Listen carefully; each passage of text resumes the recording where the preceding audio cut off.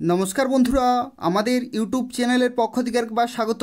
আজকে এই ভিডিওতে আমরা আলোচনা করব পশ্চিমবঙ্গের আরও একটি গুরুত্বপূর্ণ সরকারি চাকরি বিজ্ঞপ্তি সম্পর্কে, যেখানে পুরোপুরি পার্মানেন্ট পোস্টে অত্যন্ত ভালো মানের বেতনে গুরুত্বপূর্ণ পোস্টে এবং খুব ভালো ভ্যাকেন্সিতে নিয়োগ করা হচ্ছে, যেখানে তোমরা পশ্চিমবঙ্গের প্রত্যেকটি জেলা থেকেই অ্যাপ্লিকেশন করতে পারবে।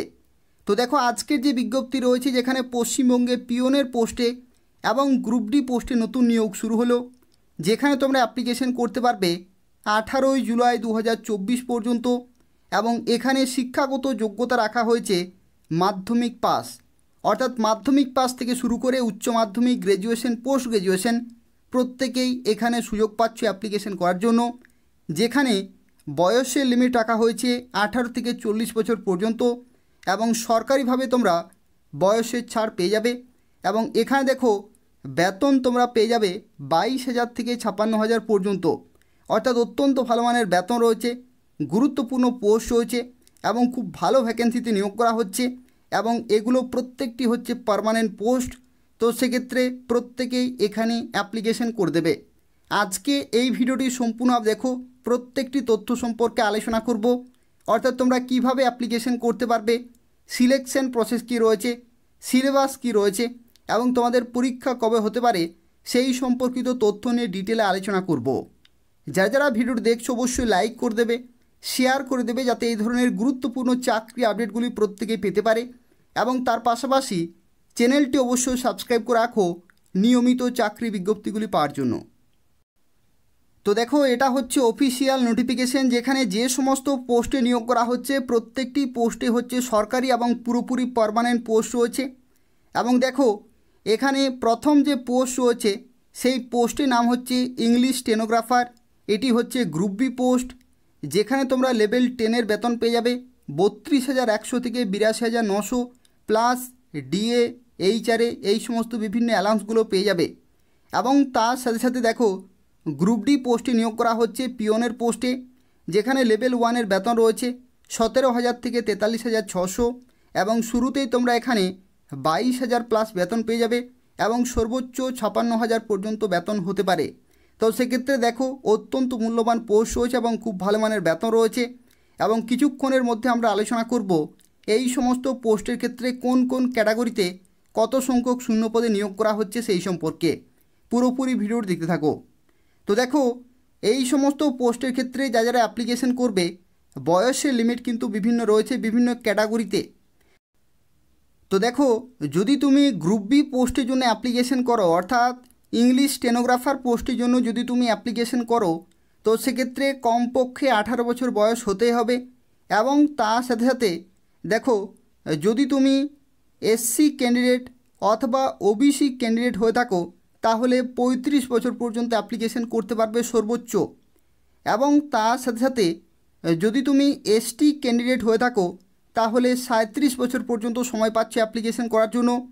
আর যদি তুমি জেনারেল ক্যান্ডিডেট হয়ে থাকো, তাহলে 32 বছর পর্যন্ত সময় পাচ্ছ অ্যাপ্লিকেশন করার জন্য।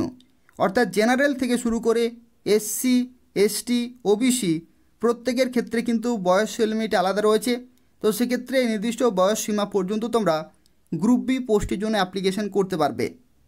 আর যারা গ্রুপ ডি পোস্টের জন্য অ্যাপ্লিকেশন করবে বা পিওনের পোস্টের ক্ষেত্রে, তাদের ক্ষেত্রে দেখো 43 বছর হচ্ছে সর্বোচ্চ বয়স সীমা এসসি ক্যাটাগরিতে এবং ওবিসি ক্যাটাগরিতে।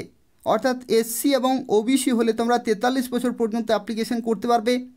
এবং তার সাথে সাথে দেখো, 45 বছর এখানে কিন্তু বয়সের লিমিট রাখা হয়েছে এসটি ক্যাটাগরির ক্ষেত্রে। আর জেনারেল ক্যাটাগরির ক্ষেত্রে তোমরা 40 বছর পর্যন্ত অ্যাপ্লিকেশন করতে পারবে।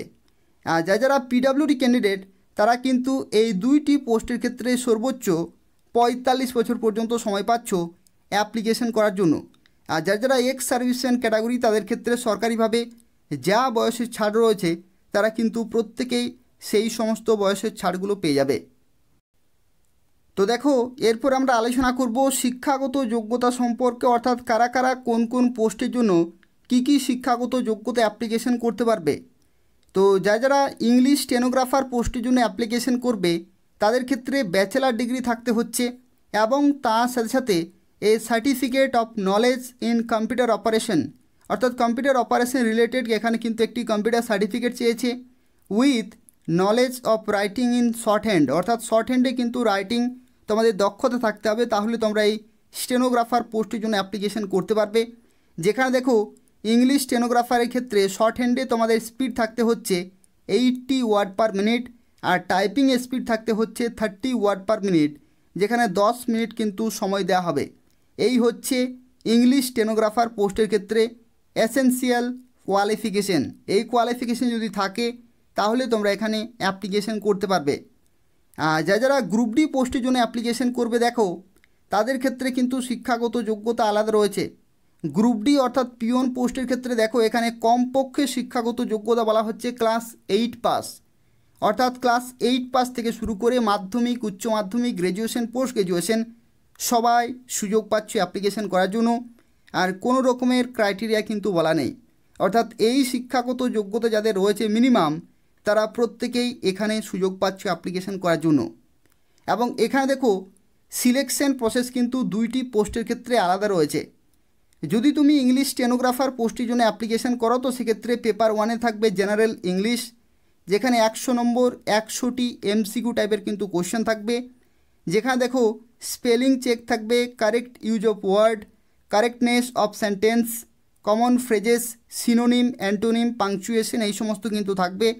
যেখানে দেখো সময় বলা হচ্ছে যে 1.5 ঘন্টা তোমাদের কিন্তু সময় থাকবে।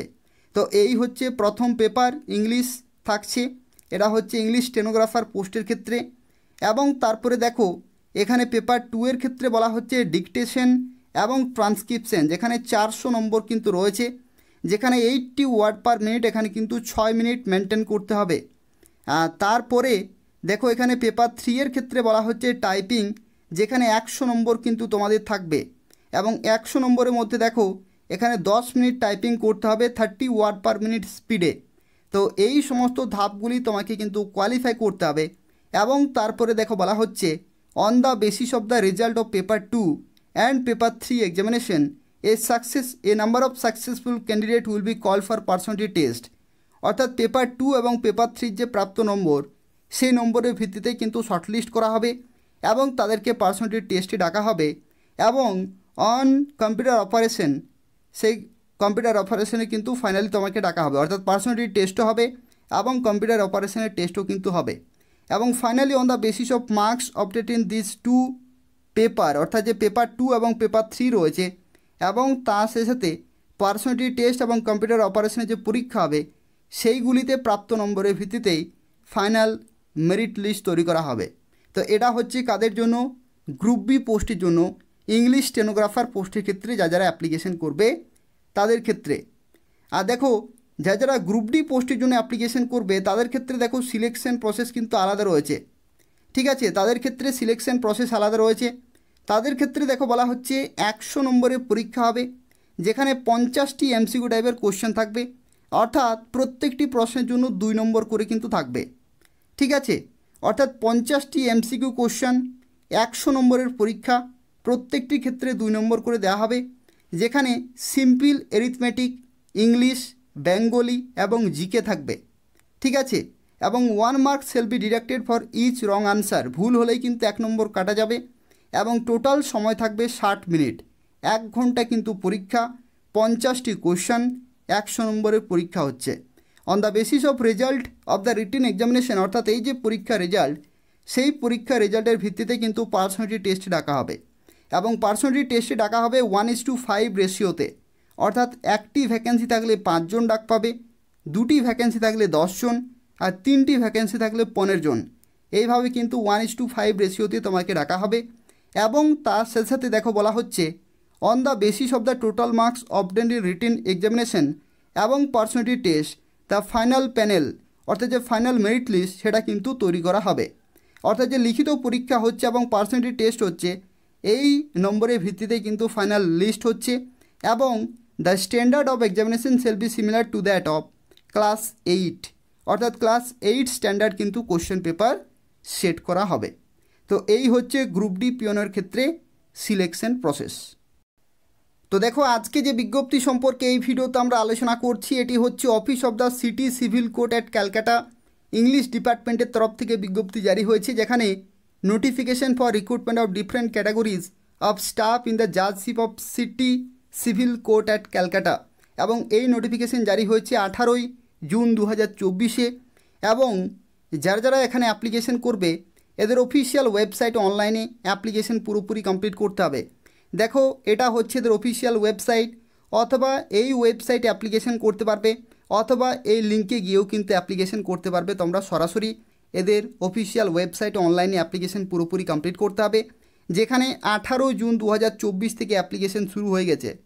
ঠিক আছে, 18 জুন 2024 থেকে অ্যাপ্লিকেশন শুরু হয়ে গেছে এবং এই অ্যাপ্লিকেশন চলতে থাকবে 18 জুলাই 2024 পর্যন্ত, অর্থাৎ পুরোপুরি 1 মাস ধরে অ্যাপ্লিকেশন চলবে। ঠিক আছে, পুরোপুরি 1 মাস ধরে অ্যাপ্লিকেশন চলবে। নির্দিষ্ট সময়ের মধ্যে তোমাকে অ্যাপ্লিকেশন পুরোপুরি কমপ্লিট করতে হবে, অর্থাৎ ফর্ম ফিল আপ থেকে শুরু করে ফি পেমেন্ট প্রত্যেকটি কিন্তু কমপ্লিট করতে হবে এই 1 মাসের মধ্যেই। এবং এখানে দেখো টোটাল যে ভ্যাকেন্সি সংখ্যা, ইংলিশ স্টেনোগ্রাফার পোস্টের ক্ষেত্রে কিন্তু 2টি ভ্যাকেন্সি রয়েছে, যেখানে জেনারেল ইসি এবং ওবিসি বি ইসিতে রয়েছে। এবং গ্রুপ ডি পোস্টের ক্ষেত্রে দেখো টোটাল 14টি কিন্তু ভ্যাকেন্সি রয়েছে, যেখানে বিভিন্ন ক্যাটাগরি ওয়াইজ দেখতে পাচ্ছ এখানে ভ্যাকেন্সি সংখ্যাগুলো কিন্তু রয়েছে, অর্থাৎ প্রত্যেকটি ক্যাটাগরি থেকেই প্রত্যেকেই এখানে অ্যাপ্লিকেশন করতে পারবে। এবং তার সাথে সাথে বলে রাখি, এখানে দেখো অ্যাপ্লিকেশন ফি কিন্তু বিভিন্ন রয়েছে বিভিন্ন ক্যাটাগরি ওয়াইজ। যেমন দেখো, যদি তুমি ইংলিশ স্টেনোগ্রাফার পোস্টের জন্য অ্যাপ্লিকেশন করো, তো সেক্ষেত্রে জেনারেল এবং ওবিসি ক্যান্ডিডেটের ক্ষেত্রে 400 টাকা, আর তার সাথে সাথে এসটি ক্যাটাগরির ক্ষেত্রেও কিন্তু 400 টাকা পেমেন্ট করতে হবে। আর যারা এসসি ক্যাটাগরি এবং ইডাব্লিউএস তাদের ক্ষেত্রে 350 টাকা, আর গ্রুপ ডি পিয়ন পোস্টের ক্ষেত্রে 250 টাকা হচ্ছে জেনারেল, ওবিসি এবং এসটি, আর এসসি এবং ইডাব্লিউএস ক্যাটাগরিতে 200 টাকা কিন্তু পেমেন্ট করতে হচ্ছে। অর্থাৎ এখানে দেখো বিভিন্ন ক্যাটাগরি ওয়াইজ কিন্তু ফি পেমেন্ট করতে হচ্ছে। এর নির্দিষ্ট অ্যামাউন্ট পেমেন্ট করে তোমাকে ফর্মটি ফিল আপ করে ফাইনালি সাবমিট করতে হবে এদের অফিসিয়াল ওয়েবসাইটে গিয়ে। তো দেখো তোমরা কিভাবে অ্যাপ্লিকেশন করতে পারবে সেই সম্পর্কে এরপর আমরা আলোচনা করব, যেখানে দেখো বলা হচ্ছে how to apply and general instruction. এবং এখানে দেখো শুরুতেই বলা হচ্ছে এদের ওয়েবসাইটে তোমাকে অনলাইনে অ্যাপ্লিকেশন করতে হবে। এদের ওয়েবসাইট হচ্ছে citycivilcourt.calcutta.dcourts.gov.in। এই নির্দিষ্ট অফিসিয়াল ওয়েবসাইটে তোমরা কিন্তু অ্যাপ্লিকেশন করার লিঙ্ক পেয়ে যাবে এবং সেখান থেকে অনলাইনে অ্যাপ্লিকেশন করতে হবে। যেখানে দেখো 3 নম্বর পয়েন্টে বলা হচ্ছে a candidate is not allowed to apply for more than 1 post, অর্থাৎ মোর দেন 1 পোস্ট বা মাল্টিপল পোস্টে কিন্তু তোমরা অ্যাপ্লিকেশন করতে পারবে না। সিঙ্গেল পোস্টেই সিঙ্গেল অ্যাপ্লিকেশন কিন্তু সাবমিট করতে হবে। এবং পেমেন্ট করার যে অপশানগুলো রয়েছে, যেখানে debit card, credit card, net banking এবং ইউপিআই এই সমস্ত মাধ্যমে তোমরা কিন্তু পেমেন্ট করতে পারবে। এবং ফি পেমেন্ট করার পরে কোনো রকমের কিন্তু রিফান্ড কিন্তু হবে না। ঠিক আছে, নন রিফান্ডেবল কিন্তু রয়েছে। তার সাথে দেখো যারা যারা অন্যান্য স্টেট থেকে অ্যাপ্লিকেশন করবে তাদেরকে কিন্তু জেনারেল প্রার্থী হয়ে অ্যাপ্লিকেশন করতে হবে, অর্থাৎ অন্যান্য স্টেট থেকে কিন্তু বিভিন্ন প্রার্থী অ্যাপ্লিকেশন করতে পারবে, কিন্তু তাদের ক্ষেত্রে কোনো রকমের কিন্তু ছাড় দেওয়া হবে না, জেনারেল প্রার্থী হয়ে অ্যাপ্লিকেশন করতে হবে। তার সাথে দেখো এখানে কিন্তু আরও একটি তথ্য মেনশন করেছে, সেটি হচ্ছে অ্যাপ্লিকেশন করার যে প্রসেস, সেখানে কিন্তু 2টি ধাপ রয়েছে, একটি হচ্ছে পার্ট 1 আর একটি হচ্ছে পার্ট 2। ঠিক আছে, অনলাইন অ্যাপ্লিকেশন করার 2টি কিন্তু পার্ট রয়েছে, পার্ট 1 এবং পার্ট 2।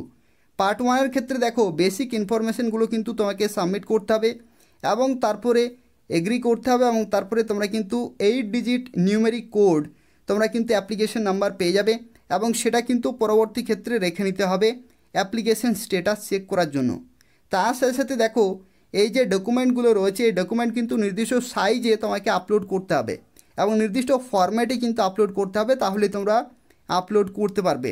এবং এই প্রসেসগুলো কমপ্লিট করার পরে দেখো দেখো এখানে সিগনেচার রয়েছে, ফটোগ্রাফ রয়েছে এবং বিভিন্ন ডকুমেন্ট কিন্তু তোমাকে আপলোড করতে হবে। আর পার্ট 2-এর ক্ষেত্রে দেখো ফি পেমেন্ট করতে বলা হচ্ছে, অর্থাৎ অনলাইনে তোমাকে ফি পেমেন্ট করতে হবে এবং ফি পেমেন্ট করে কিন্তু ফাইনালি সাবমিট করতে হবে।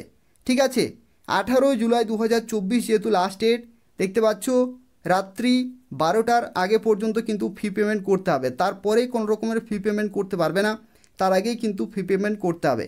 এবং ফি পেমেন্ট করার পরে দেখো within 72 hours of the transaction, অর্থাৎ ট্রানজ্যাকশান করার কিন্তু 72 2 আওয়ার্স পরে তোমরা কিন্তু যে স্ট্যাটাস পেমেন্টের সেটা কিন্তু সেখানে চেক করতে পারবে। নর্মালি 72 ঘন্টা লেগে থাকে, তার আগেও হতে পারে, কিন্তু ম্যাক্সিমাম 72 ঘন্টার মধ্যে কিন্তু সেই স্ট্যাটাস পুরোপুরি সেখানে শো করবে। তো এই হচ্ছে পুরো তথ্য, অর্থাৎ এভাবেই কিন্তু তোমাদেরকে এদের অফিসিয়াল ওয়েবসাইটে অ্যাপ্লিকেশন পুরোপুরি কমপ্লিট করতে হবে। তো এই হচ্ছে আজকের একটি গুরুত্বপূর্ণ সরকারি চাকরি বিজ্ঞপ্তি, যেখানে পুরোপুরি পার্মানেন্ট পোস্টে নিয়োগ করা হচ্ছে এবং যেখানে তোমরা মাধ্যমিক পাস শিক্ষাগত যোগ্যতা অ্যাপ্লিকেশন করতে পারবে এবং অত্যন্ত ভালো মানের বেতনে নিয়োগ করা হচ্ছে, যেখানে পশ্চিমবঙ্গের প্রত্যেকটি জেলা থেকেই অ্যাপ্লিকেশন করতে পারবে। যারা অ্যাপ্লিকেশন করতে চাইছো এদের অফিসিয়াল ওয়েবসাইটে গিয়ে খুব তাড়াতাড়ি অ্যাপ্লিকেশন পুরোপুরি কমপ্লিট করে দাও। তবু যদি কোনো প্রশ্ন থাকে তাহলে অবশ্যই কমেন্ট করবে এবং তার পাশাপাশি প্রত্যেককে রিকোয়েস্ট করা হচ্ছে ভিডিওটি অবশ্যই লাইক করে দেবে, শেয়ার করে দেবে, যাতে পশ্চিমবঙ্গের প্রত্যেকটি প্রার্থী এ ধরনের গুরুত্বপূর্ণ চাকরি আপডেটগুলি পেতে পারে। এবং তার পাশাপাশি চ্যানেলটি অবশ্যই সাবস্ক্রাইব করে রাখো পশ্চিমবঙ্গের এবং কেন্দ্রীয় সরকারের নিয়মিত চাকরি বিজ্ঞপ্তিগুলি পাওয়ার জন্য। ধন্যবাদ।